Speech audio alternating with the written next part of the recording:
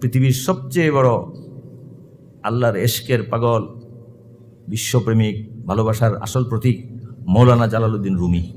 কি নাম? মৌলানা Jalaluddin Rumi. তুরস্কে ওনার এলাকার নাম কোনিয়া।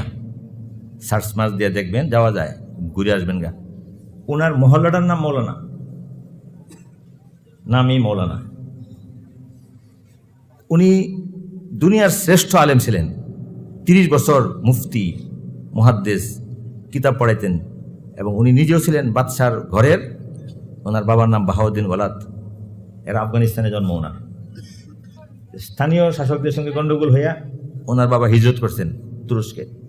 তুরস্কে জন্ম হয়েছে রুমির। উনি ফার্সিও জানতেন, তুর্কিও জানতেন, যেহেতু উনি মূলত এই দেশের। সব কিছুর জ্ঞান ওনার মধ্যে হওয়ার পর ওনার জ্ঞানগুলি, আল্লাহ নবী বলছেন যে তোমাদের মধ্যে ভবিষ্যতে কিয়ামতের আগে আগে এমন এমন কোরআন পাঠক হবেন, এমন এমন আলেম ওলামা ফকি হবেন, এমন এমন বক্তা এবং তুখুর লেকচারার হবেন, ইসলামটা তার মুখেই থাকবে, গলা দিয়ে নামবে না। এরকম তো হবেই, কিয়ামতের আগে হবে না এটা? তো জালালউদ্দিন রুমিরও এরকমই ছিল। ব্রেন এবং জবান চালু ছিল, দিল ছিল তখন পলিথিন দিয়ে মোড়ানো। এটার মধ্যে এটা কোনোদিন ভিজে নাই আল্লাহর এশকে। পলিথিন দিয়ে মোড়ায় যদি মোবাইল একটা ফালায় রাখে পুকুরে, কিছু হবে? ওনার অন্তরের মধ্যে আল্লাহ তাআলার মহব্বত ছিল না। আর একজন লোক ছিলেন আল্লাহর মহব্বতে ভরা, তার এটা উপচে যেতেছে, উনি চান যে আমি কাউকে দিয়ে যাই, আর আমি সহ্য করতে পারি না। তার নাম শামসুদ্দিন তাবরেজি, শামসে তাবরেজ। একদিন রুমি নিজে বাজারে হাঁটতেছেন, স্বর্ণের বিক্রয়ের এলাকায়। তখন ওই মানুষটা বিদেশি প্রবাসী, সে দ্রুত হাঁটতে হাঁটতে ওনার বুকের সাথে ধাক্কা লাগছে, লেখা সরিটুরি না বললে চলে গেছে। রুমির একটা লাগলো যে আমি এই শহরের শ্রেষ্ঠ মুহাদ্দিস, আবার বাহাউদ্দিন ওয়ালাদের ছেলে, আমি আরেক দেশের বাচ্চা, এখানে এসে উঠছি।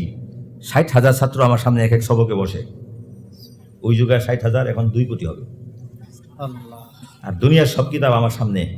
এই লোকটাকে ধাক্কা দিয়ে একটু হুজুর মাফও চাইল না, বেয়াদবটাকে। এই ধাক্কার পর থেকে উনি নিজেই একটু বোকা হয়ে গেছে,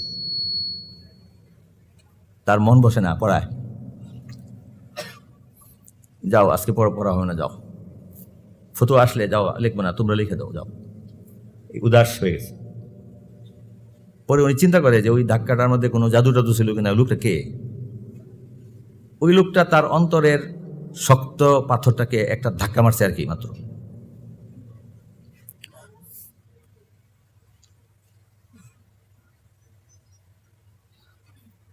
পরে উনি মন খারাপ নিয়েই পড়ায়, ছেলেরা বসে থেকে হুজুর পড়ান। আচ্ছা পড়। পড়াইতে বসছেন ওনার মাদ্রাসায়। ওই লোকটা আবার আসছে, সাধারণ পোশাক পরা। উনি একেবারেই আলেমের পোশাক ছাড়া নর্মাল একটা পোশাক পরতেন এবং মুসলিম বিশ্বের সব শহরে ঘুরতেন। আল্লাহর কুতুব ছিল উনি। ওই সময়ের মানুষের অন্তরকে নিয়ন্ত্রণ করত এবং ইতিহাসে তাকে বলে উড়ন্ত পাখি, চিড়িয়া, শামসে তাবরিজ। ব্যবসা করার জন্য একটা কাজ লাগে, তো পুলিশের জায়গায় আপনি কেন যান বারবার? ইরাক যান কেন, আবার তুরস্ক যান কেন? ওই সময় তো গভর্নমেন্ট ছিল। এই জন্য উনি পায়জামার একটা নেয়ার অথবা পায়জামা বা একদম কাপড় একটা বিক্রি করার একটা পুটলার সাথে রাখতো। কি করো ভাই? আমি জামা পায়জামা বিক্রি করি, যাও। এটা হলো বাহানা। দুনিয়ায় চলতে গেলে ড্রাইভিং লাইসেন্সও লাগে, টিকিটও লাগে, পাসপোর্টও লাগে। কিন্তু যারা আল্লাহ তাআলার সঙ্গে জড়িত, এরা পাসপোর্ট আসলে লাগে না, দেখায় আর কি আছে, যা পুলিশকে থামানোর জন্য। গিয়া সবচেয়ে 6খানার দামি হোটেলের মধ্যে উঠতেন। ওটা একটা দামি তালা ছিল নিজের কাছে, ওই লকটা লাগাইতেন। লকটা দেখলে বুঝতো এটা বিরাট বড় লোক। পরে ঘুরতেন, খুঁজে যাইতো, কেউ জানে না, কিন্তু 6খানার গিয়ে একটা রুম নিতেন সবসময়। তখন এখানে আসছে ঘুরতে ঘুরতে, আসার পর সবক চলতেছে, পাশে এসে জালালউদ্দিন রুমির কাছে দাঁড়ায় গেছে। দাঁড়ায় বলে, ই চিজ এগুলি কি করো, কি পড়াও তুমি? তো উনি বলতেছে যে ই চিজ আস্ত কে তু নমিদানি, বুড়া মিয়া এটা এমন জিনিস যেটা আপনি জানবেন, বুঝেন না, এটা ইটস নট ইউর ম্যাটার, এটা অন্য জিনিস বাবা, আপনি বুঝবেন না। এই কথাটা বলছে পরে উনি আরেকটু বলে যে না, এত ভালো রুগী, সে একটা বড় আলেম, কিন্তু আমি বুঝবো না বললো কেন, বলতো যে এটা আলেম, অথবা আপনি দূরে গিয়ে বসেন, অথবা আমার সাথেই বসেন, একটা কিছু করতো। তো উনি একটু পরে বলে আচ্ছা ঠিক আছে, আমি বুঝবো না। ওনারা নামাজে গেছেন, হঠাৎ করে আসরের নামাজ, উনি সব কিতাবকে নিজের চাদরের মধ্যে এটাকে সবগুলিতে নিয়ে উজুর হাউজের মধ্যে চুবাই রেখে দিচ্ছে। এই লোক, এই হাউসটাও আছে এখন।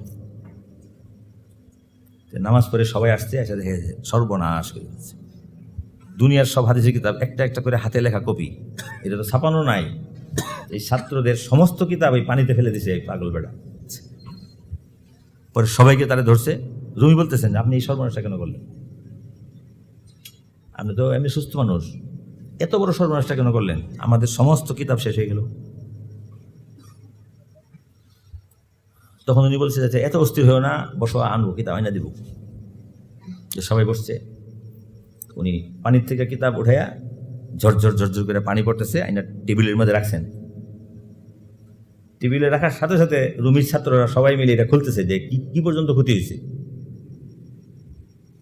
রুমাল খুলে দেখে যে একটা কিতাবের একটা পানির কি কথা, মানে একটু ঘামেও নাই, আবার চাদরটার মধ্যে 1 কেজি পানি উঠছে, আর ভিতরে ছিল এটা 20 মিনিট 25 মিনিট। তখন রুমি দাঁড়ায় গেছেন, দাঁড়ায় তাকে বলতেছেন যে কি চিজ আঙ্কেল, এটা কি? তো ওই বুড়া বলতেছে এটা ওই জিনিস যা তুমি জানো না।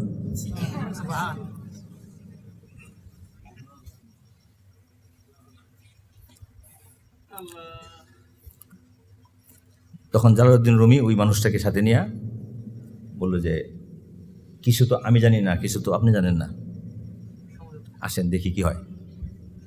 গিয়া ওই খানকার মধ্যে 2টা দরজা লাগাই দিয়েছেন, 3 মাস ভিতরে থাকছে। রুমি বলে যে আমি শুধু ওনাকে দেখতাম, আর কিছু না। আর মানুষরা খানা দিত, একটু খাইতেন, অনেক দরকার হইলে একটু পেশাবের জন্য যাইতেন, আর না হইলে তাদের ক্ষুধা তৃষ্ণাও শেষ আছে। এই জিনিসগুলিতে এইগুলি যে আছে, এটা প্রমাণ হলো যে আপনারা যে বসে রয়েছে, এখানে কোনো ওয়াজই তো হইতেছে না, না একটা সুন্দর তেলাওয়াত হয়, না একটা সুর দিতেছি, না একটা গান, না একটা অভিনয়, না একটা কৌতুক, না একটা কাহিনী, কিছু বলতেছি। শীতের মধ্যে আপনারা কেন এভাবে বসে আছেন? এটা হলো যে আমাদের ভিতরে যে মহব্বত ও প্রেম আল্লাহ দিয়ে দিচ্ছেন, এটা প্রমাণিত। এবং এটা বলতে বলতে বলতে বলতে যদি আমি বেহুশ হয়ে যাই, আপনারাও দেখবেন যে রাত পোয়া গেছে, যাওয়ার চিন্তা করতেছেন। এই জিনিসটাই হলো বান্দার কাজ, ইমানের কাজ। এইটা যার মধ্যে নাই, সে খটখটা এই অ্যাক্সিডেন্ট করবে শয়তানের মতো।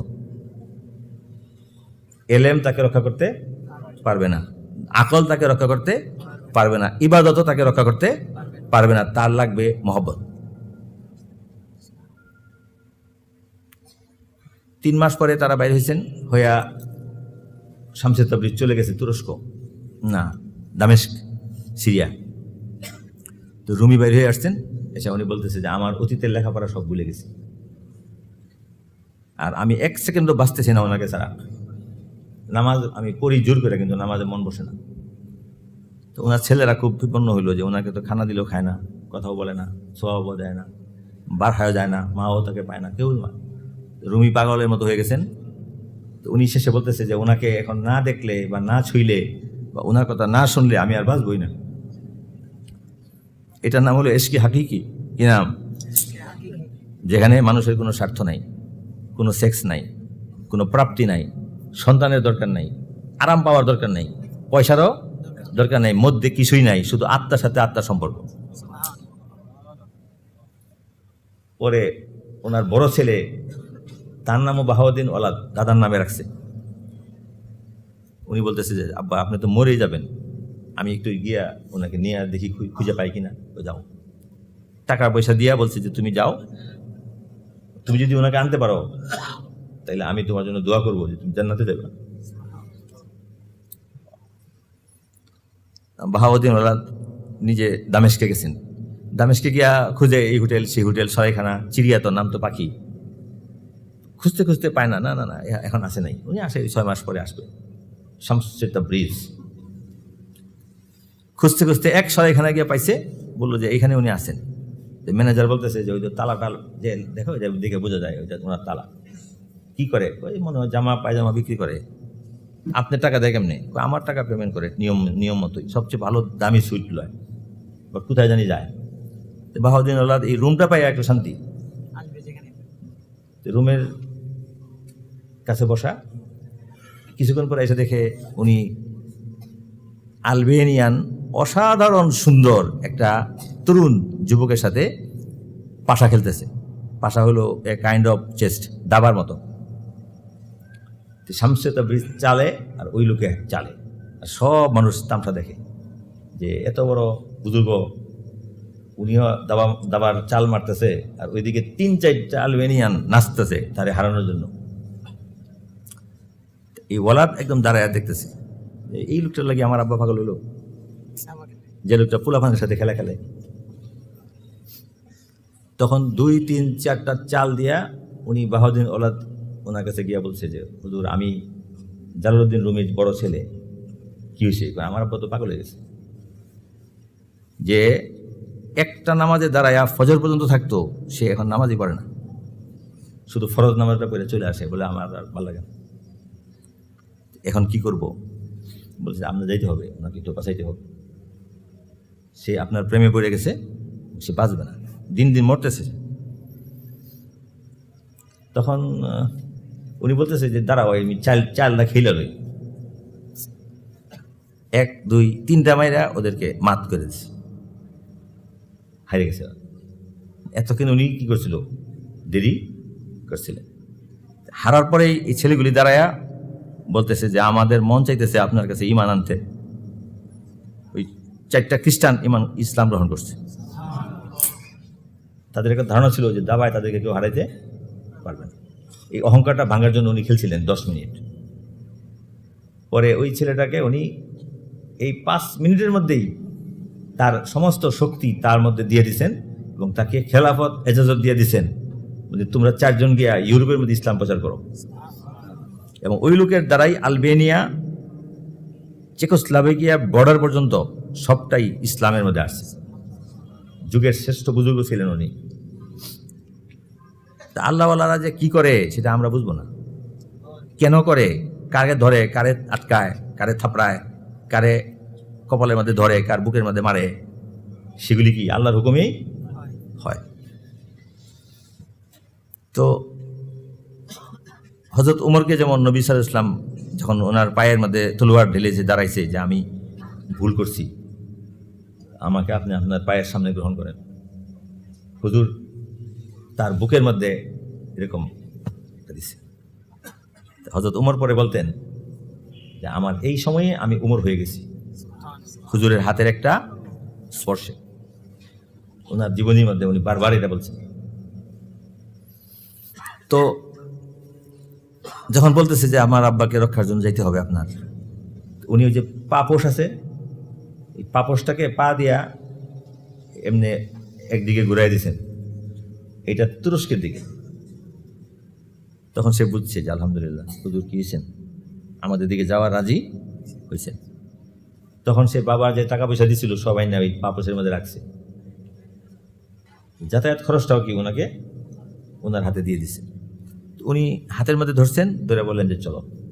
হোটেলে তালা মারা। আসার পরে কয়েক মাস, 6 মাস রুমির কাছে ছিলেন।